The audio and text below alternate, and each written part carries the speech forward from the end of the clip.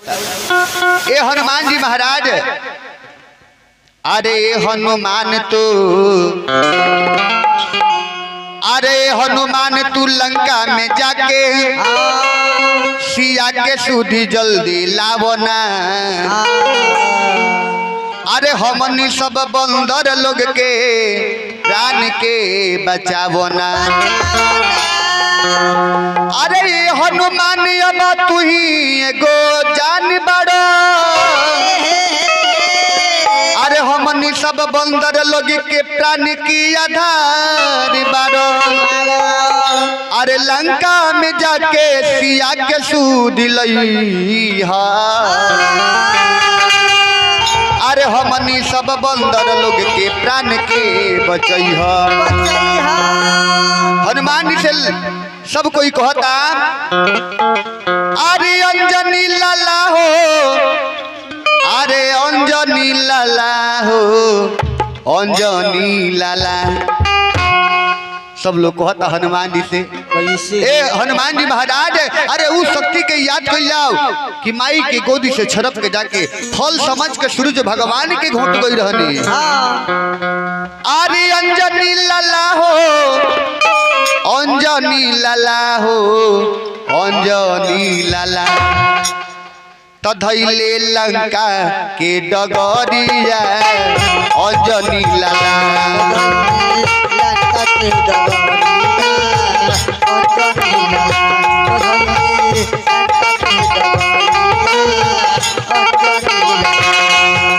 आरे अंजनी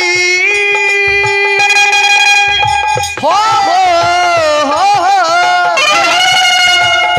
अंजनी लाला हो, अंजनी लाला हो, अंजनी लाला।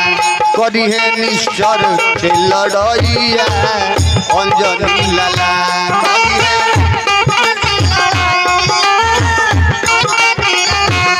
करी है निश्चर से लड़ैया अंजनी लाला।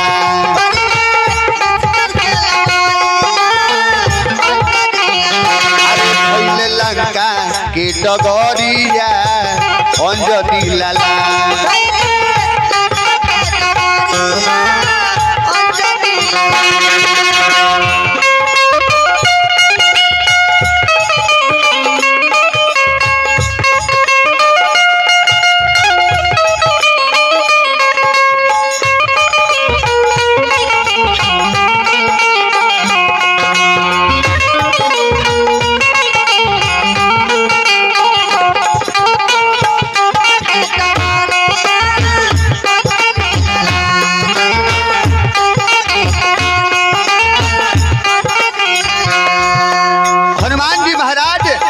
इतना बात जब सुननी हो देह में देखी कैसे फुर्ती जागल हो। वही बिना से करके उसका उतर नहीं तो अब के उसकुल हन वही तरह हनुमान जी अब के उसकुल वाली। अरे राम नाम सुमिरन के हम उड़ गईले गगनवा हो, उड़ गईले गगनवा।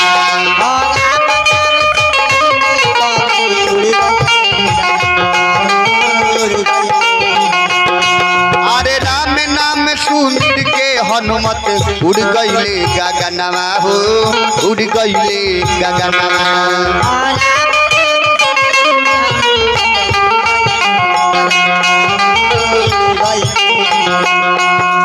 देह विशाल पर्वत के जैसन बनौले बीर बलवनवा हो, बनौले बीर बलवनवा।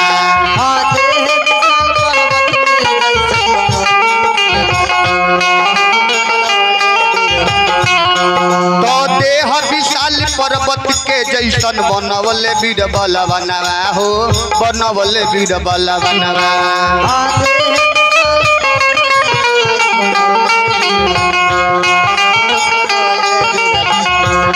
लागले भगती के नाता, लागल भगती के नाता, लागल भगती के नाता। रोवे लगले करी है निश्चर से लड़ैया अंजनी लाला।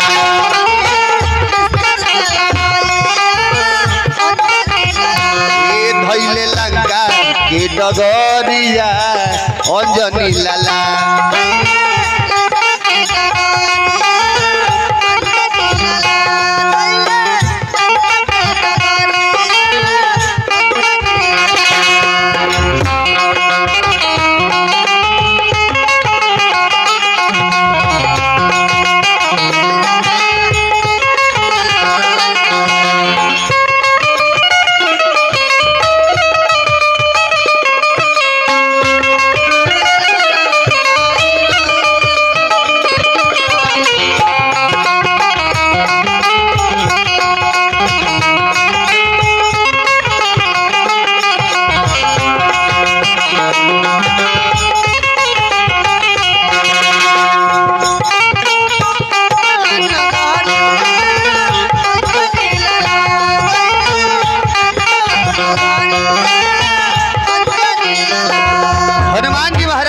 जय श्री राम के नारा लगोले बनी उड़ान भरल बनी ए राम नाम के हृदय लगा के चल ले हर गुण गाई हो चल ले हर गुण गाई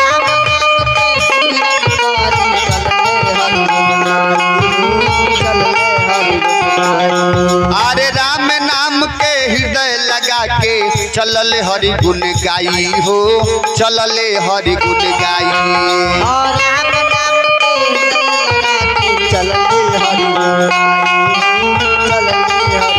तो राम नाम पतवार बनल बा दोसर केहू ना सहाई हो दोसर केहू ना सहाई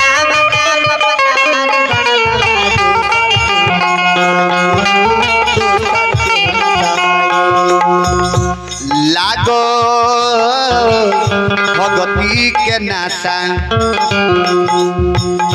अरे लागल भगती के नासा लागल भगती के नासा घर घर मोची जाई खबरिया तो करी है निजर से लड़ैया अंजनी लाला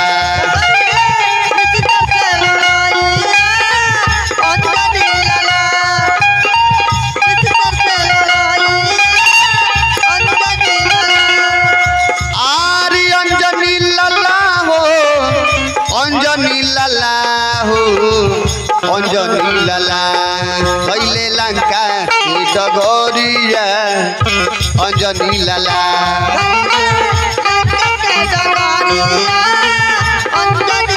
पहले लंका की डगरिया अंजनी लाला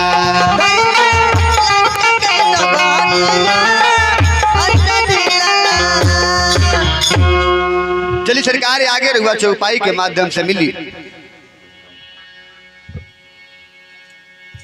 कि मंगल मूर्ति